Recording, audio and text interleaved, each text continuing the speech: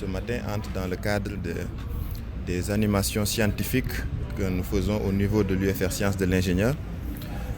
Régulièrement, presque chaque semaine ou chaque 2 semaines, il y a des experts, des conférenciers qui viennent nous faire une présentation sur un thème d'actualité devant le corps professoral, devant les spécialistes, mais devant aussi l'ensemble des étudiants de l'UFR Sciences de l'Ingénieur.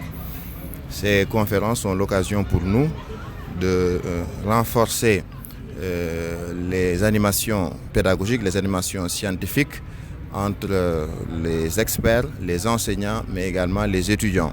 Nous recevons donc les doctorants qui viennent avec leurs problèmes participer aux discussions, aux débats. Nous recevons également les étudiants et d'autres experts qui viennent participer. Tout cela entre dans le cadre donc des animations scientifiques qui se font dans le cadre donc de l'animation pédagogique, mais également des activités de recherche de l'équipe de recherche de l'UFR Sciences de l'Ingénieur. La géologie de l'ingénieur, elle a pour but de traiter de tous les problèmes que pose la nature des terrains, la nature des sols, pour la société. Alors ça peut être des choses favorables, hein, c'est-à-dire trouver des matériaux de bonne qualité pour la construction, etc. Et ça peut être des problèmes au contraire des choses qui posent problème, comme les risques, ce qu'on appelle les risques naturels, les glissements de terrain, les chutes de blocs, voire les séismes. Donc la géologie de l'ingénieur, elle essaye d'apporter aux décideurs, aux politiques, à ceux qui gèrent la société, des bonnes réponses à tous ces problèmes, à toutes ces questions. Je pense que les programmes sont assez convergents, hein, aussi bien aux États-Unis qu'en Europe, qu'ici.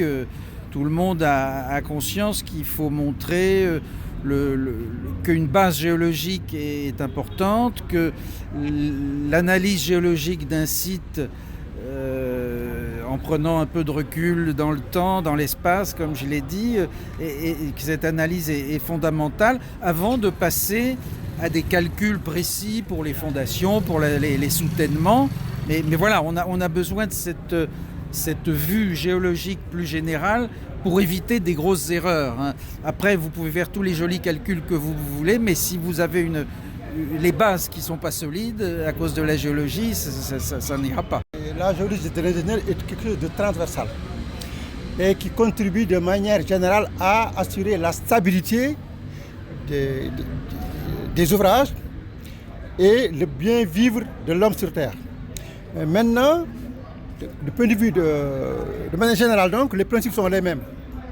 Et maintenant, quand on est au Sénégal où il fait chaud et sec, ou quand on est en France où il fait froid et pluvieux, on a des contextes climatiques, des contextes géologiques, des contextes technologiques qui sont différents.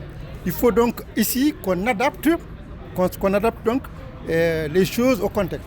C'est pour ça que j'aime bien parler de géotechnique tropicale. Je dis qu'il faut toujours tropicaliser la géotechnique. Il y a des lois générales qu'on utilise partout, mais un exemple, ça n'a pas de sens de tenir compte, de prendre en compte le gel ou le dégel chez nous. Au contraire, on a plutôt des problèmes de chaleur et des problèmes de manque d'eau. Mais du point de vue, de manière générale, les principes sont les mêmes. Et les principes sont transversaux, il faut les utiliser partout maintenant. Une fois qu'on est dans un contexte précis, il faut adapter la chose pour avoir les mêmes résultats. Parce que le résultat final, c'est quoi? C'est assurer la stabilité de la vie de l'homme dans cet espace.